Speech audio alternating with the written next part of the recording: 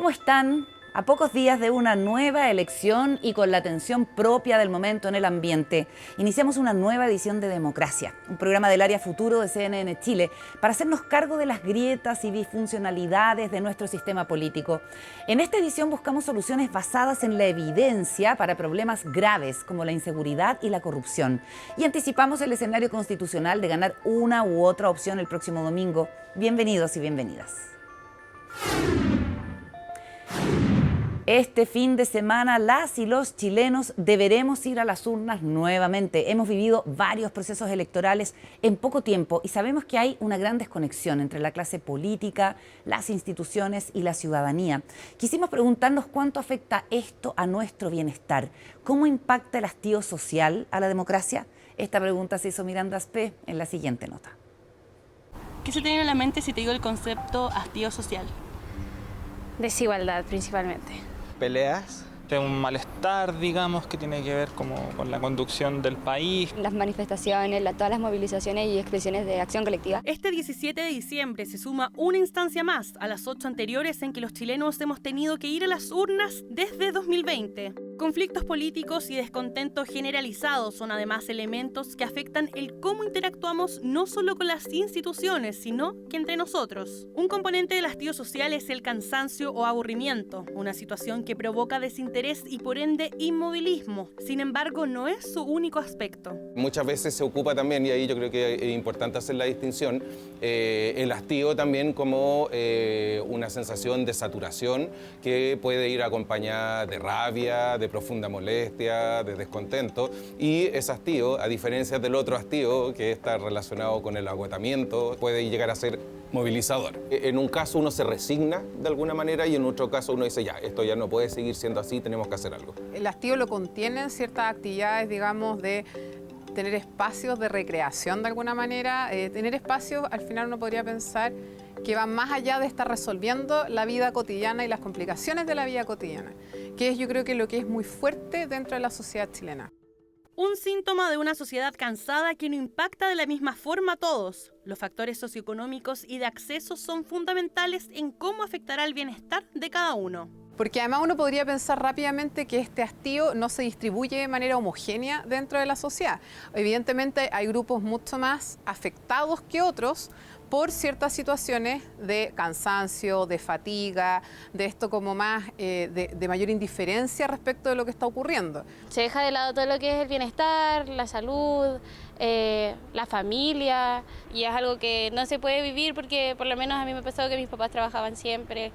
Te terminan cuidando a tus abuelos. Este cansancio de sentir que haces tantas cosas y como que no conlleva nada, debe ser muy frustrante. Es frustrante, entonces, aunque uno vote por representantes, no siempre representan los intereses de como la comunidad. Todo esto provoca como frustración, descontento y como quita la esperanza de quizás hacer un proceso más como representativo realmente.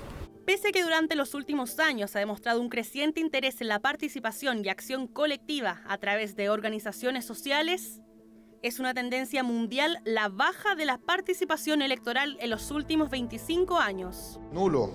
Marcó las dos opciones. Voto en blanco. Este malestar, que no tiene un único origen, podría entenderse desde esta falta de participación. Y de alguna manera esa reapropiación del proceso va dejando a la ciudadanía afuera. ¿Sí? La gente ya no está convocada, digámoslo así, a participar de manera activa, sino que vuelve, digámoslo así, o la vuelven a poner en un lugar de espectador, donde mira lo que va sucediendo, básicamente su principal o su única participación es a través del voto. Creo que las personas en el fondo tienen una concepción de la política y de la participación política que está asociada a simplemente votar. Es justamente en poder involucrar más a la ciudadanía en la toma de decisiones en donde habría una posibilidad de canalizar ese malestar. Yo creo que deben haber más instancias donde se considere la opinión de los ciudadanos, más instancias democráticas, instancias, por ejemplo, en las comunidades regionales. En la medida que las instituciones políticas favorezcan una participación activa de la ciudadanía que vaya más allá del voto. ¿Sí? Y eso sería lo ideal y eso sería lo que se llaman las democracias participativas. Lo que siempre es deseable es como un acceso mucho más igualitario, digamos, a los recursos que distribuye una sociedad.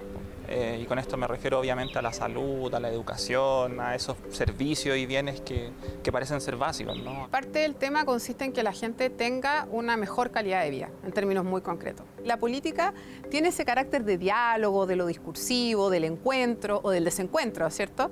Pero implica tener ciertos recursos disponibles para eso. Entonces, yo creo que lo que es necesario es que se generen las condiciones para que estén esos recursos. Condiciones para que mejore el bienestar social, aumente la calidad de vida y el tiempo que invierten las personas en sus necesidades.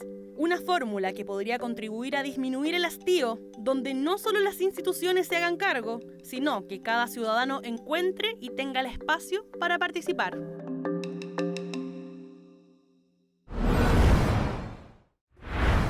A pocos días del plebiscito constitucional queremos profundizar en democracia sobre este proceso de tanto tiempo ya que llevamos acumulado y para eso saludamos a la doctora en Ciencia Política Claudia Hayes, que es además jefa de la carrera de Ciencia Política de la Facultad de Gobierno de la Universidad de Chile e investigadora del COES, además de autora del libro ¿Por qué necesitamos una nueva Constitución? Claudia, ¿cómo estás? Muchas gracias por el tiempo con nosotros.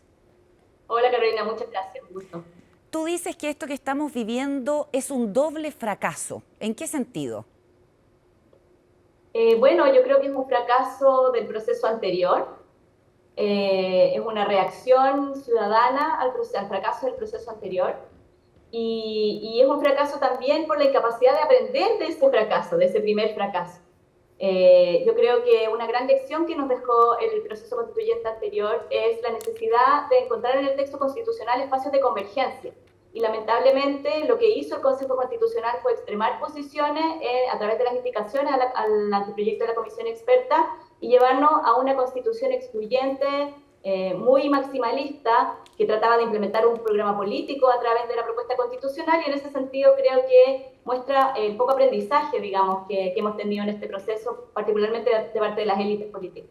Y uno se puede preguntar a estas alturas, Claudia, si acaso nos equivocamos en elegir la ruta constitucional como salida a la crisis social. ¿Qué piensas tú de eso? Yo pienso que no se trataba de elegir la salida constitucional. Yo creo que, por cierto, había otras formas de hacer los cambios sociales que se requerían para responder a la crisis. Y yo creo que la salida constitucional fue la que estuvo disponible. Yo estoy de acuerdo en que el cambio constitucional nunca debió haberse entendido como un fin en sí mismo.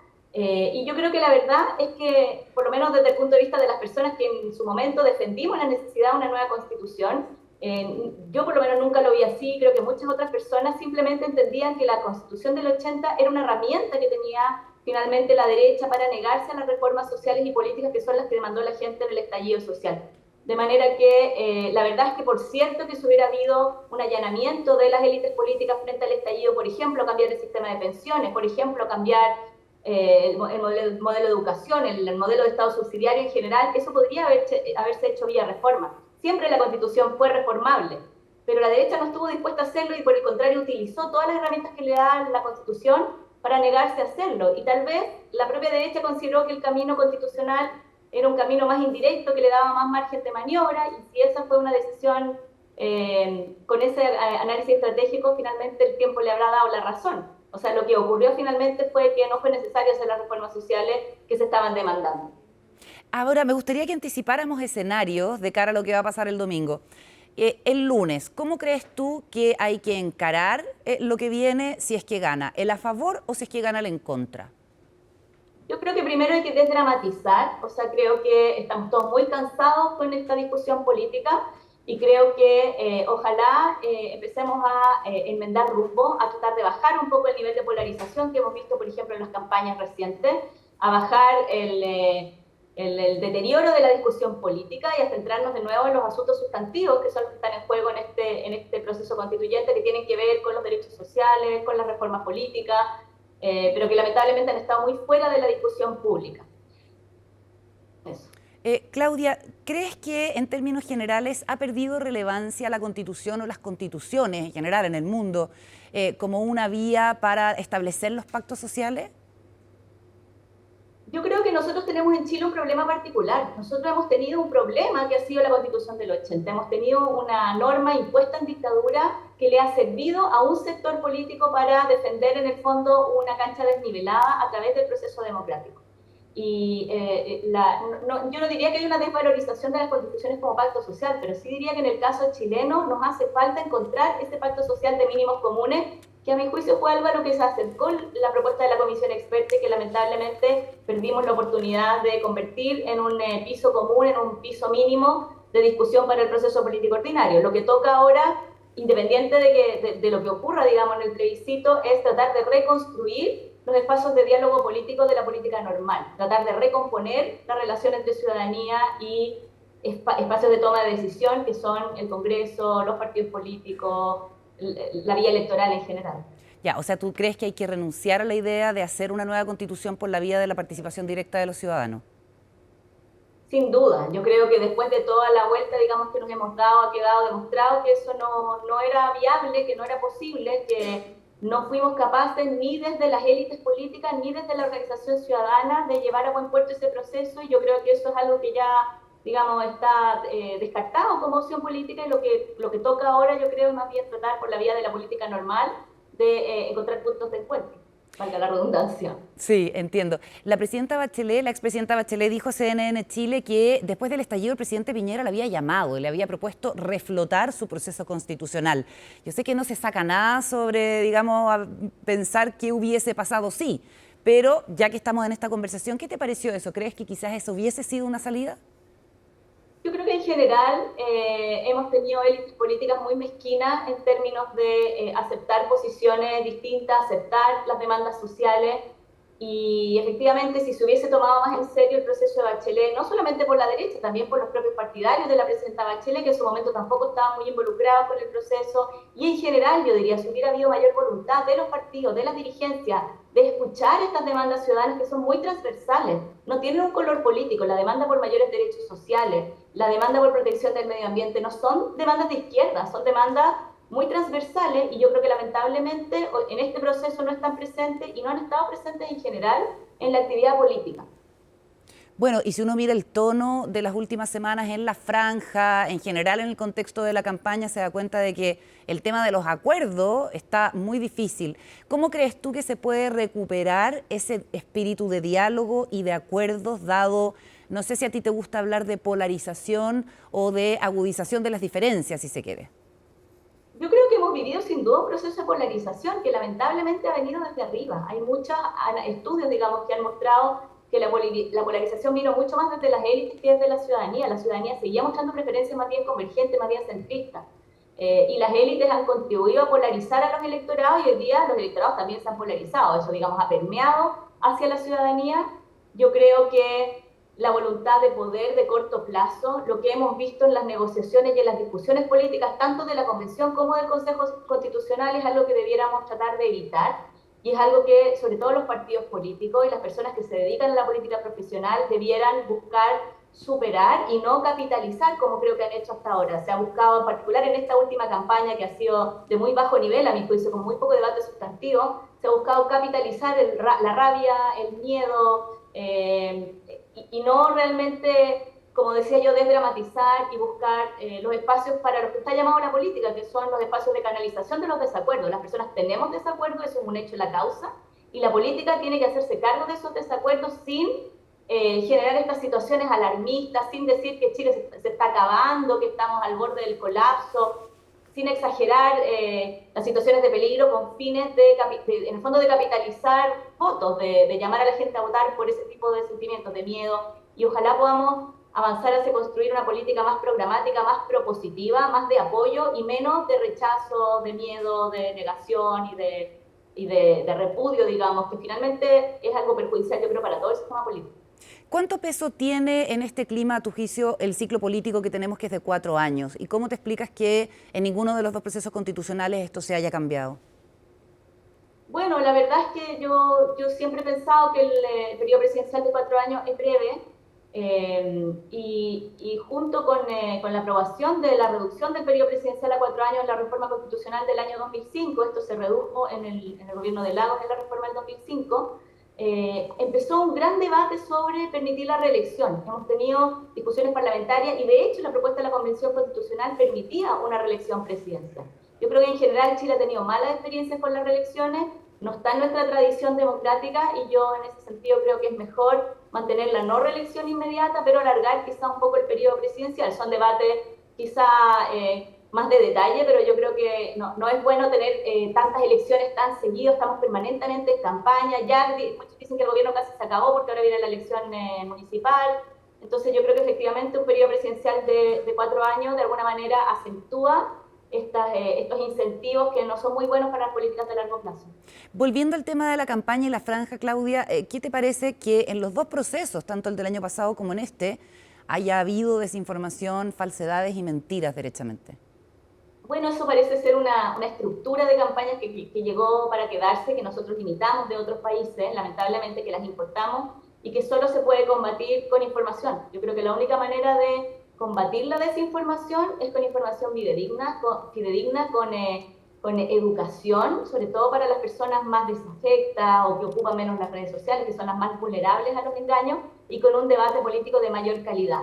Y ahí sí que yo creo que la responsabilidad no es equitativa, la responsabilidad está principalmente en quienes autorizan estas campañas de desinformación y que en el fondo, como que el fin justifica los medios, todo vale y no se dan cuenta el daño que le están haciendo a la democracia al utilizar estas herramientas que son finalmente tóxicas. Y en ese sentido, ¿crees que la educación cívica puede tener un rol importante de cara a otros procesos? Porque parece que llegó para quedarse. Yo creo que la formación ciudadana en general ayuda, pero no es suficiente. Yo creo, como decía, que la responsabilidad principal está en las personas que organizan las campañas políticas. Y yo creo que debiera haber una sanción de pares dentro de los partidos políticos de que se hagan campañas de tono, campañas que generan temor. Digamos, es un poco inevitable, quizás un poco iluso lo que estoy diciendo, pero yo aspiraría a tener un sistema político de mayor nivel, con mayor respeto por los adversarios, porque finalmente legitimar la política es legitimar las diferencias. Si yo estoy permanentemente diciendo que el adversario o es un estúpido o es una persona malvada, estoy finalmente deslegitimando la democracia y el pluralismo. Y yo creo que eso es algo en lo que el sistema político, la clase política y las personas que están en política tienen una responsabilidad y yo creo que no han estado a la altura. Muchísimas gracias, Claudia, por la conversación. Muchas gracias por la invitación. Nos vamos a la pausa y ya seguimos con más en Democracia.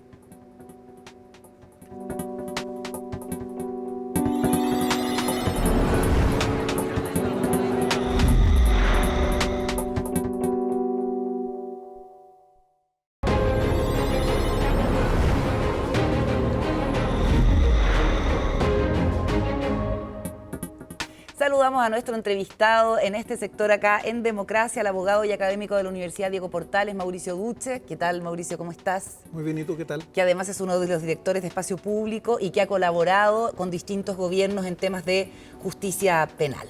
La primera pregunta que quisiera hacerte, Mauricio, a propósito del nombre y la inspiración de nuestro programa, es ¿qué vínculo se puede establecer entre la inseguridad o la delincuencia y la democracia? Bueno, yo diría son vínculos múltiples y bastante profundos. Yo diría el más básico es entender la seguridad como una precondición de la democracia, tal como la salud, la educación, ¿cierto? La seguridad establece condiciones básicas para el ejercicio de las libertades democráticas, que son como la esencia, ¿cierto?, de la vida en democracia. Ese yo diría el más obvio además. Pero hay dos vínculos que son más problemáticos. Hoy día sabemos que hay ciertos tipos de delincuencia, particularmente la corrupción y la delincuencia, el crimen organizado, que tienen como una de sus modalidades de actuación cooptar a las agencias estatales, por así decirlo, y cuando las cooptan, y este es el problema, ¿cierto? Estas agencias comienzan a comportarse no para satisfacer los valores de una sociedad democrática, sino que intereses particulares. ¿A qué te refieres con agencias estatales? ¿Cuáles? De todo tipo, esto desde el sistema de justicia, incluyendo el Poder Judicial o los fiscales, como también ciertas agencias estatales reguladoras, eventualmente ciertos personeros que han sido objeto de elección popular. La literatura en América Latina describe que esto es un riesgo importante, muy serio a tomar en cuenta y por tanto es otro, y hoy día toda la literatura, por ejemplo, el relator especial de Naciones Unidas para la Independencia Judicial viene hace tiempo señalando que precisamente la corrupción y el crimen organizado son riesgos que hay que tener en cuenta para la independencia judicial.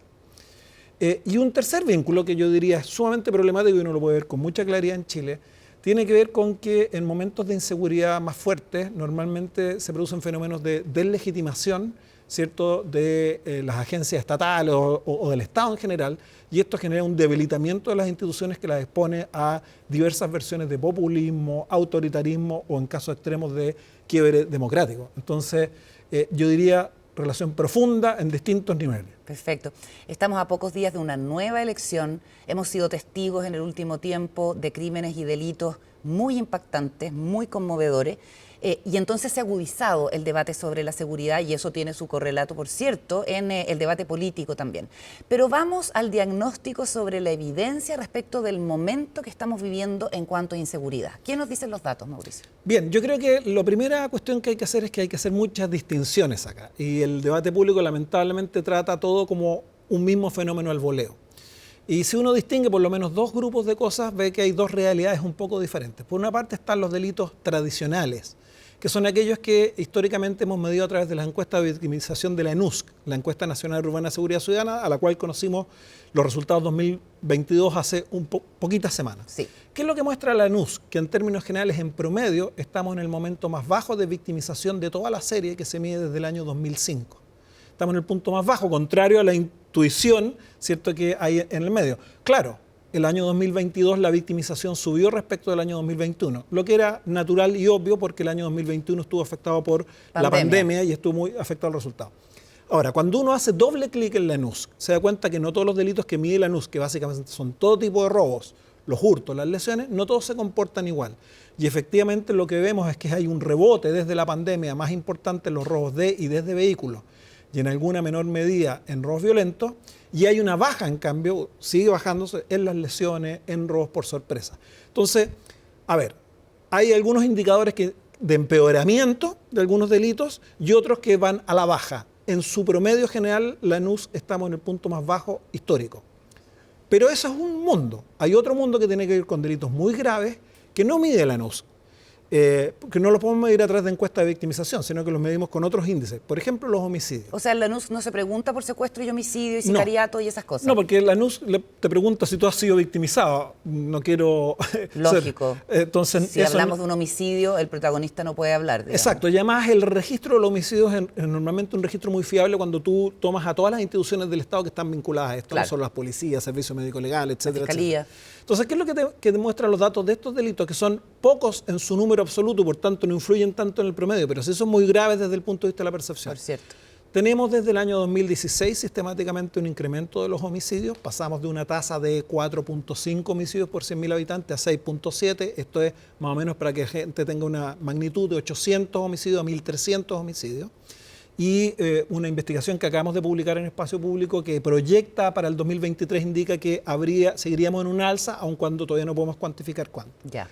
Y por tanto, desde el punto de vista de los homicidios ha habido un agravamiento, un deterioro muy significativo, no solo de los homicidios, sino que también de las circunstancias o modalidades en que estos se cometen.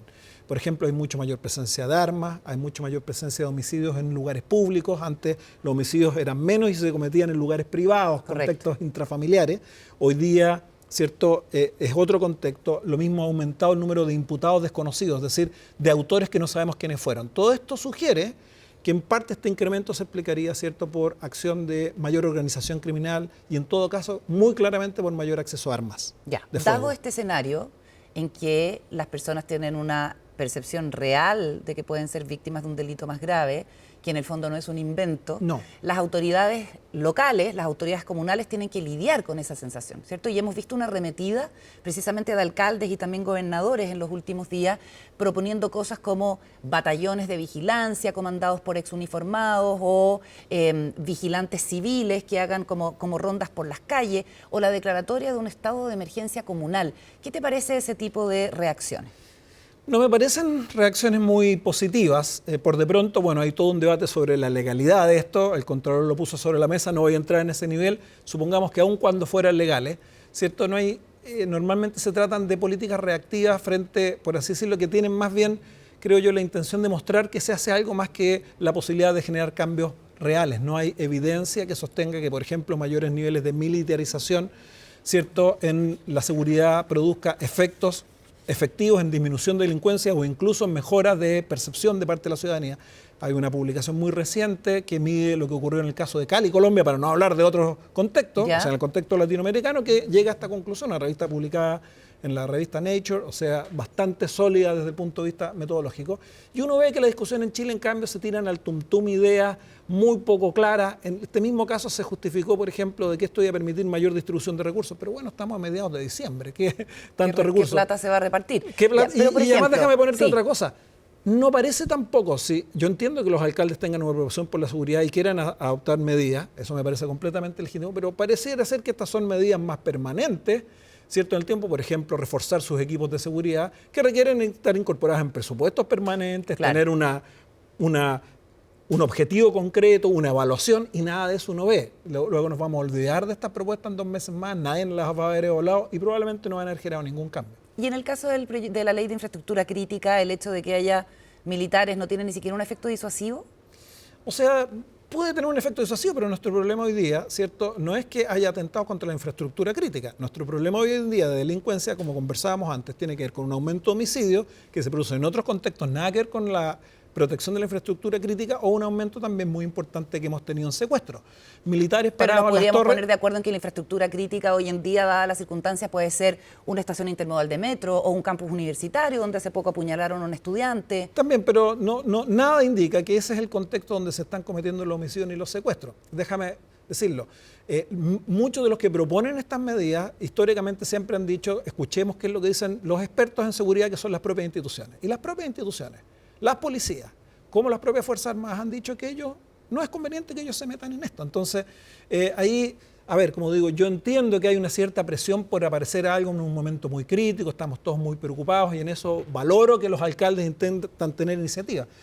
Pero si las iniciativas no se basan en diagnósticos muy claros, ni menos en una evidencia que les dé algún soporte, lo lógico es que es voluntarismo y vamos a perder tiempo en otras cosas que sí podrían ser más eficaces. A propósito de evidencia, Mauricio, ¿qué dicen los datos sobre las normas antidelincuencias que se han venido impulsando desde que recuperamos la democracia?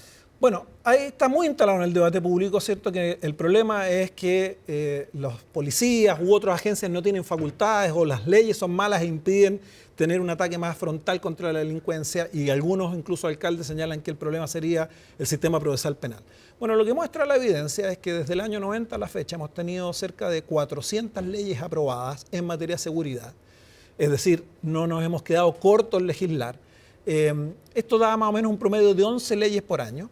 Sin embargo, si tú tomas los últimos 3 años donde ha habido la mayor crisis de seguridad, por lo menos desde el punto de vista del debate público, lo que observas es que este número de 11 se duplica, más de 23 leyes al año aprobadas en materia de seguridad. Pero además cambió completamente el perfil de ellas, de leyes que en un 40% tienen un corte punitivista, hoy día un 75%. Todos estos son datos que aporta un estudio de Alejandra Lúnique muy interesante. ¿Qué es lo que te quiero decir con esto? Que hemos hecho todas las reformas que hemos querido en estos años y por tanto seguir recurriendo a que el problema es ley es una aproximación problemática. En mi opinión, el principal problema hoy día en Chile en materia de seguridad es cómo fortalecemos nuestra capacidad institucional y operativa de poder enfrentar ciertos fenómenos criminales. Y todo el debate legislativo nos tiene nublados o nos tiene en un pensamiento mágico de que solo la ley va a cambiar cosas.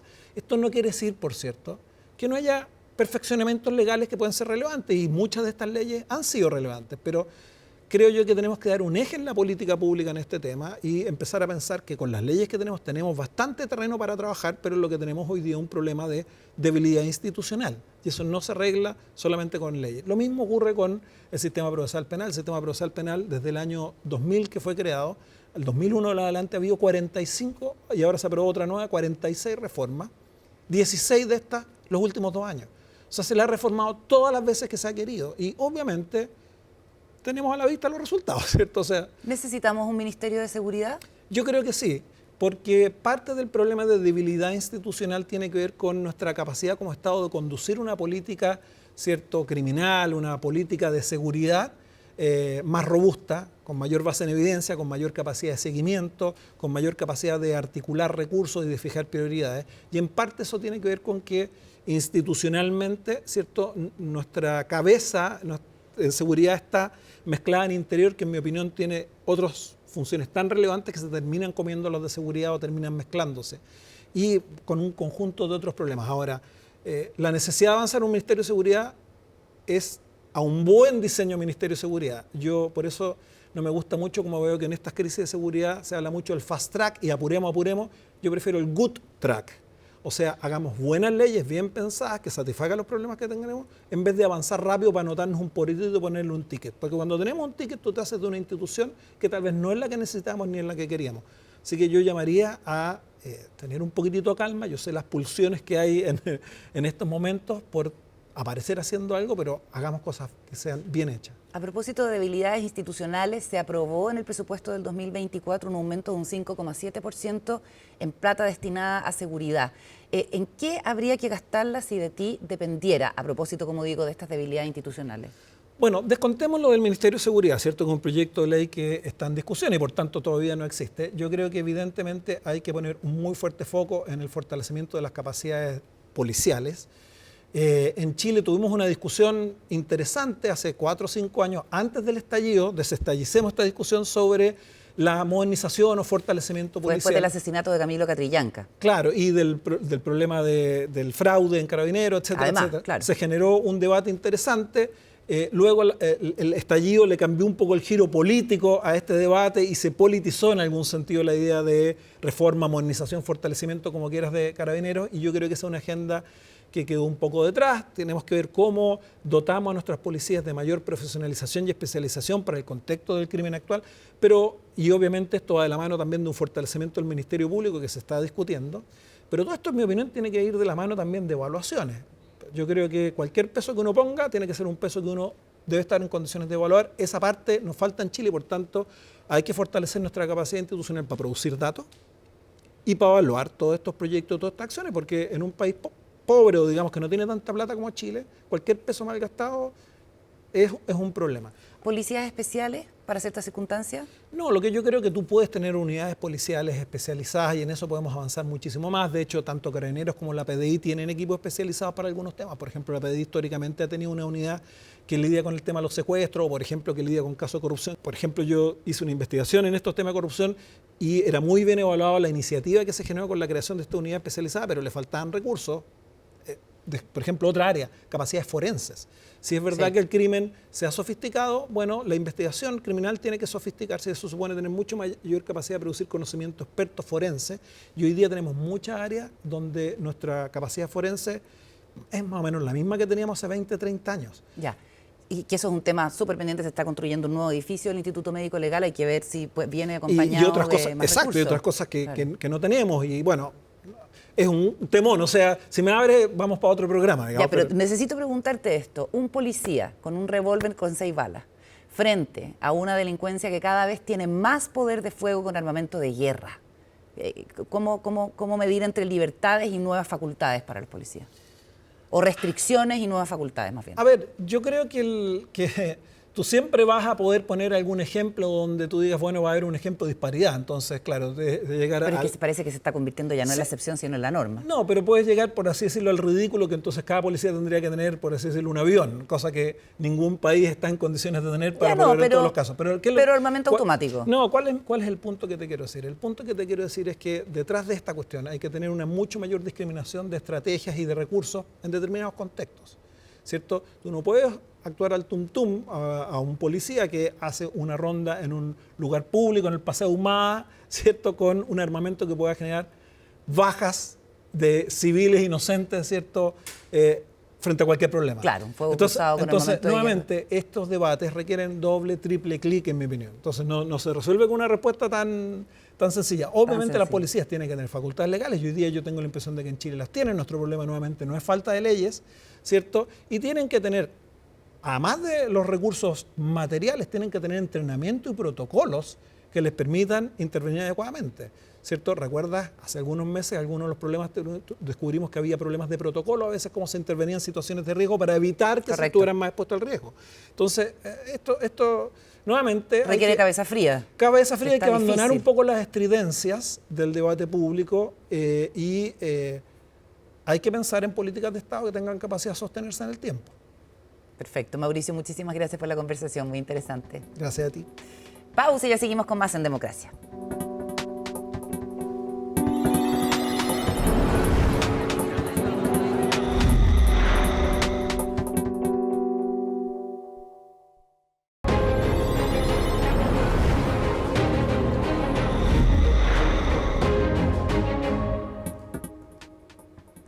Es momento de iniciar la conversación en el panel de democracia. Les presento a mis invitados de hoy. Benjamín García es abogado y director ejecutivo de Espacio Público. ¿Cómo estás, Benjamín? Bienvenido. Muchas gracias.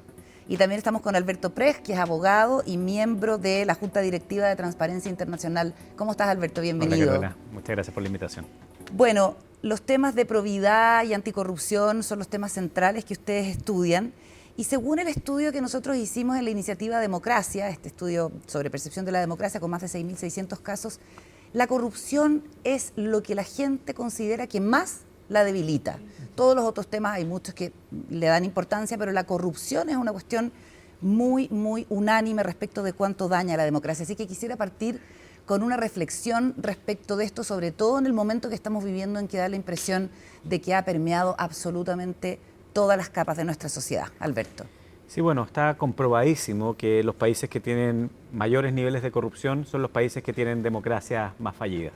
De hecho, si uno ve el índice de percepción de corrupción que hacemos desde 1996 en Transparencia Internacional, uno va a ver al final de la tabla a Somalia, a Sudán del Sur, en el caso latinoamericano, a Venezuela, a Honduras, etc. Y cada vez que la democracia empieza a fallar, está asociada al fenómeno de la corrupción. Yo soy de los que no tienen ninguna duda de que, por ejemplo, lo que nosotros vivimos el año 2019 está en su centro en el abuso, y el abuso más palmario que uno puede ver es el abuso de la corrupción, desde la pequeña corrupción hasta la corrupción más sistémica que finalmente hace la pérdida de la esperanza en la democracia. Benjamín. Sí, bueno, muy de acuerdo. Lo único que agregaría es que siempre que no hay que perder de vista que incluso conforme al mismo índice que prepara Transparencia Internacional, también en Chile todavía estamos en una posición relativamente buena, sobre todo comparada con la región. Algo que quizás para nosotros es más obvio, pero para la gente de la ciudadanía imagino que no. Ahora, eso no significa que tengamos que dejar de trabajar, sino que al revés. Sobre todo, dado todos los casos, tenemos que seguir adelante combatiendo la corrupción para crecer en ese índice y no seguir bajando. A ver, entremos a casos, digamos, simbólicos y muy fuertes para la opinión pública de corrupción que hemos conocido en el último tiempo, y partamos por el caso Audios, el caso del abogado Luis Hermosilla, porque allí además se comprometen instituciones que vendría siendo como el último bastión de la probidad, o por lo menos en la sensación de los ciudadanos, como la Comisión de Mercado Financiero, que además es una institución relativamente joven, y el Servicio de Impuestos Internos, que ha tenido sus problemas, lo sabemos, pero que nuevamente queda ahí en tela de juicio. ¿Qué es lo que a ustedes les parece más grave, y sobre todo considerando el desarrollo del caso, donde todavía hay mucho que investigar? Alberto. A ver, yo lo primero ahí tengo una diferencia contigo, Carola. Este no es un caso Audios, es un caso Coimas.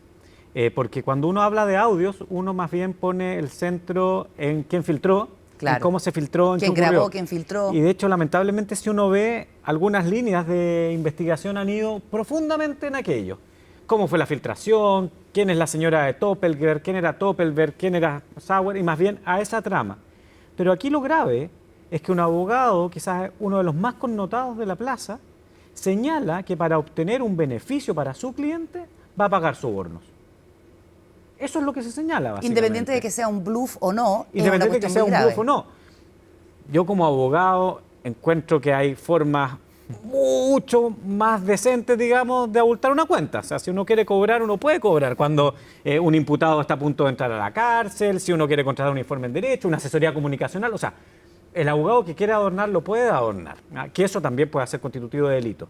Pero a mí jamás se me ocurriría decirle a mi cliente que para un éxito en su estrategia judicial requiere de la comisión de un ilícito tan grave como el delito, en este caso, de soborno. Por lo cual, a mí me parece que ahí hay que poner el centro, y lo que me parece grave es que efectivamente esto pone en tela de juicio instituciones que nosotros veíamos bastante protegidas de la corrupción, pero eso tiene un contrafactual, ya que con esto termino, que es bueno que nosotros veamos que la corrupción puede estar presente en cualquier tipo de institución, en cualquier familia, en cualquier estrato social, en cualquier momento, independiente del monto. Que este no es un problema de un tipo de delincuentes que se crearon de una determinada forma, sino que es mucho más transversal, y por lo mismo es muy bueno conocerla y conocer esa interacción entre lo público y lo privado, como en este caso, el caso de Coimas. Y uno se pregunta, en el caso específico del abogado Luis Hermosilla, que además la investigación del Colegio de Abogados se suspendió porque, según los estatutos, mientras haya en curso una investigación penal no se puede realizar. Hay quienes dicen que eso debiera cambiar y debieran ser paralelas, por último, para darle una señal a la ciudadanía. Pero ¿qué piensas de la tuición ética de las profesiones, Benjamín, en este sentido? Sí, bueno, ahí hay mucho que avanzar todavía, sin duda. Ahora, lo importante en este tipo de casos es, estos casos van a ocurrir siempre, entonces lo importante y lo más relevante es cómo a nivel de organismos del Estado, de organismos anticorrupción y también de organismos, organizaciones gremiales, cómo reaccionan. Y en ese sentido lo que tú mencionabas del Colegio de Abogados no da una buena señal, puede haber una razón, digamos, justificada, pero acá el tema es cómo frente a este tipo de casos reaccionamos para que no vuelvan a ocurrir. Yo creo que esa es donde podemos marcar la diferencia. Hemos reaccionado en Chile bien frente a otros casos pasados, pero todavía siempre hay que volver a hacerlo y en ese sentido ahí queda harto que avanzar todavía.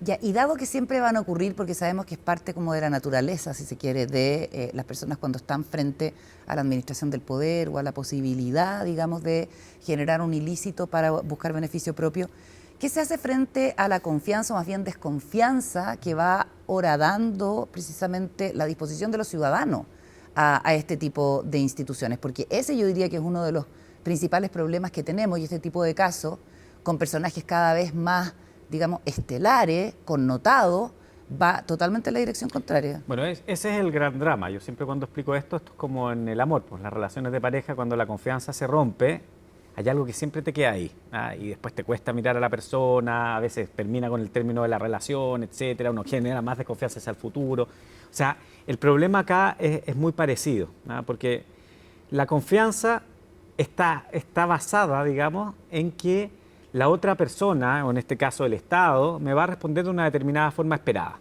Y esa forma esperada, que en este caso administrar bien lo de todos, no está siendo bien realizado, ya sea por soborno, ya sea por fraude al fisco, etcétera. Entonces, ¿qué se hace? Se hace, por una parte, volver a lo básico, volver, oye, la importancia de los valores, la importancia de que las cosas no se hacen así, de que efectivamente no todos tenemos que actuar de una determinada forma para obtener un determinado éxito, etcétera, etcétera. Y por otra parte, el final de la cadena, que las sanciones sean importantes, ejemplificadoras y lo más importante, sobre todo en el caso de la justicia chilena, oportunas. Porque si en algo hemos fracasado acá es en la oportunidad y también en la disparidad de criterios. Y eso es algo que hay que solucionar porque si no, básicamente esa confianza va a seguir horadándose y bueno, y la vemos todos los días en cuanto al descrédito que tiene la acción política y que eso termina en una catástrofe normalmente para el país. ¿Y tú crees que en el caso de Hermosilla ha habido falta de reacción, lentitud en la investigación? Yo he visto a Camila Polisi arrestada, he visto al administrador del Biobío arrestado, he visto a Miguel Ángel Aguilera en prisión preventiva, he visto a muchos con mucha fuerza, y muy bien que así sea. Al señor Hermosilla ni siquiera lo han citado a declarar. Claro, sigue desformalizada la investigación, desformalizado, etcétera. Cuando hay un reconocimiento, o sea, de delitos. Yo me voy a tomar de lo que dice su defensa, su hermano Juan Pablo. Dice, nosotros queremos que haya ilícitos. La diferencia que tienen, digamos, es cuál es la tesis de los ilícitos que estaban ahí. Prevaricación del abogado, estafa o soborno. A mí me parece inverosímil que una persona que está siendo investigada por delitos tan graves, los tres, elige cualquiera. Descartemos el soborno, quedémonos con la estafa, quedémonos con la prevaricación del abogado, no haya sido declarar o ni siquiera no haya sido compelida con la fuerza pública a declarar. A mí me parece, por lo menos, curioso. Ya vamos a volver sobre este tema, pero ustedes en Espacio Público, Benjamín, hacen todos los años un estudio que se llama Chilenos y Chilenas Hoy, ¿cierto? Que lo hacen desde el 2017. Y hace poquito salió la última edición. Me gustaría, en nuestro intento que nos gusta acá en Democracia, como de mirar las grietas que horadan nuestro sistema político, que nos cuentes cuáles son los datos más relevantes, porque entiendo que delincuencia sigue siendo la principal preocupación de las personas, pero hay también el tema de la corrupción aparece y también el tema de la pobreza y el desempleo. Cuéntame un poco de eso. Sí, efectivamente. Junto a Ipsos hacemos hace 7 años esta encuesta y eso nos da una línea de tiempo para ir comparando resultados. Una de las principales preguntas se le pregunta a las personas encuestadas cuáles son sus principales preocupaciones. Y ahí, como tú bien dices, en todas las ediciones de la encuesta, seguridad pública ha sido la primera y obviamente este año también. Pero hay otras que siguen como en el top 3 y que dan un poco de frustración porque siguen ahí y a veces parecería que no se avanza. Una de ellas es salud, ¿no es cierto? Salud es algo que sale muy fuertemente en la encuesta como una preocupación de la ciudadanía, donde sabemos que ahora hay problemas bien graves, coyunturalmente por la crisis de ISAPRES, pero también en el sistema público. Y efectivamente vimos que temas de empleo y de pobreza han subido este año en la preocupación y ahí hay también una gran tarea que hacer. Eso se puede relacionar también con quizás algunas medidas para mejorar las políticas de cuidado que puedan fomentar el empleo femenino, etcétera, que también tienen mucha aceptación en la encuesta. Pero yo diría que esas tres grandes preocupaciones destacan este año. Volviendo a los temas como llamativos de corrupción, el caso Convenio, que ha complicado el gobierno y que tiene como distintos estallidos según los nuevos antecedentes que van apareciendo.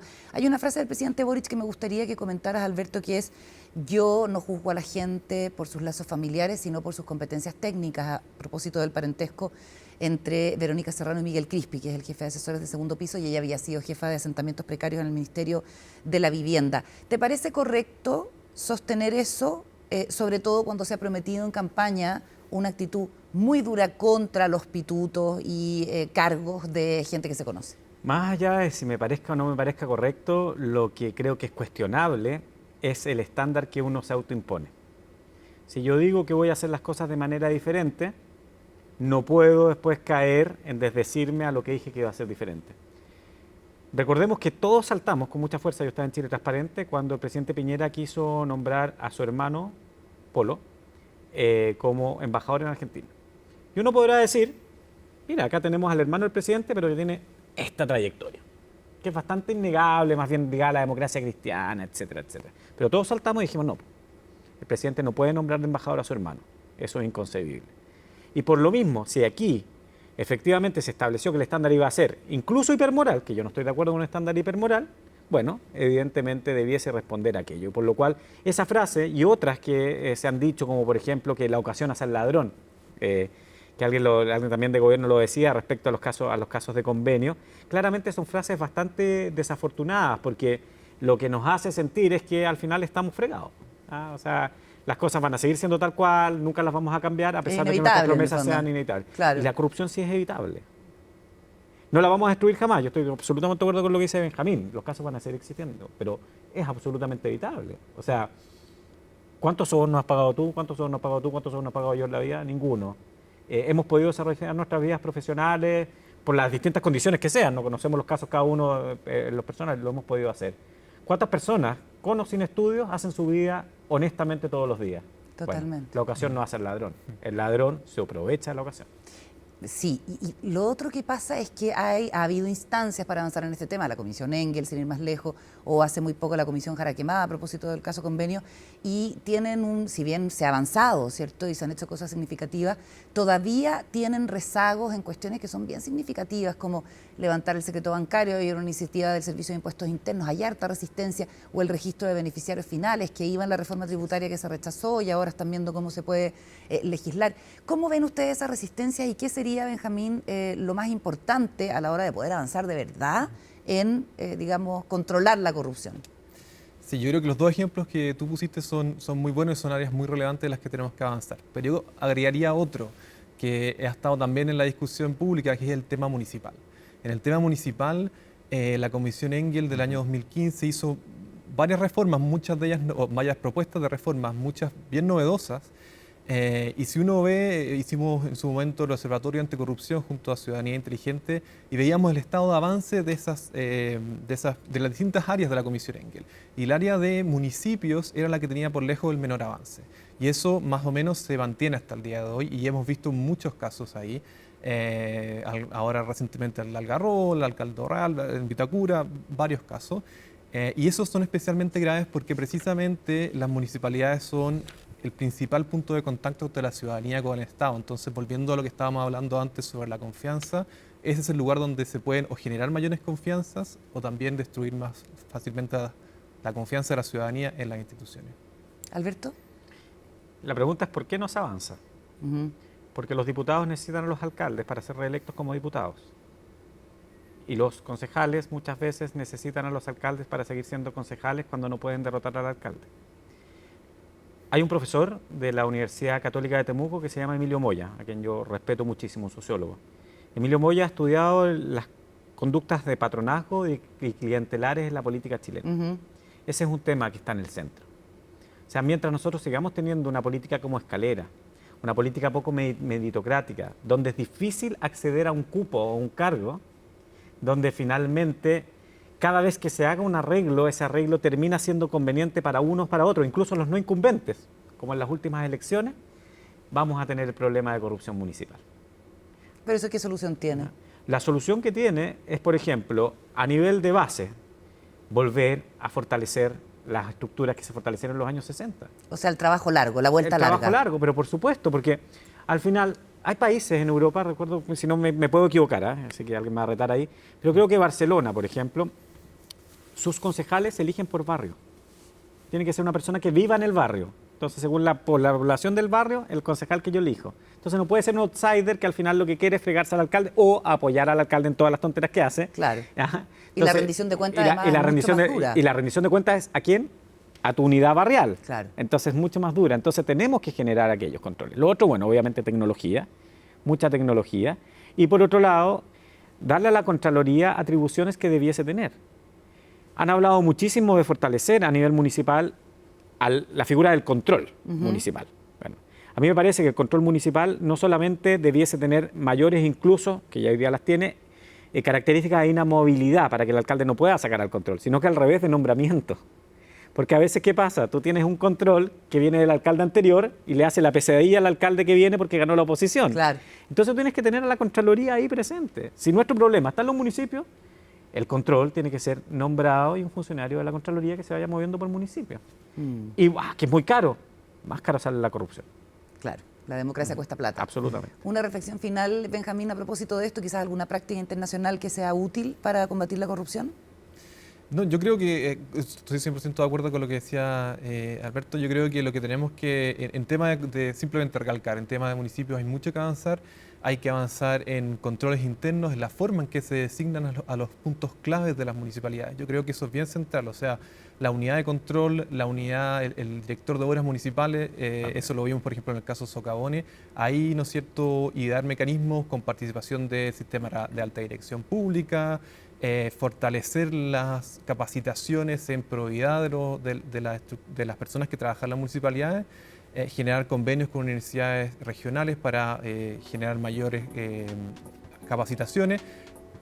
Hay un problema también no solo de control, que es cierto que es así, sino también en las capacidades técnicas muchas veces de las personas que trabajan en los gobiernos locales y subnacionales, también acá incluyo los regionales, y ahí también hay harto que se puede hacer, y ahí no solo mejoramos temas de corrupción, sino que también temas de eficiencia y uso de los recursos públicos.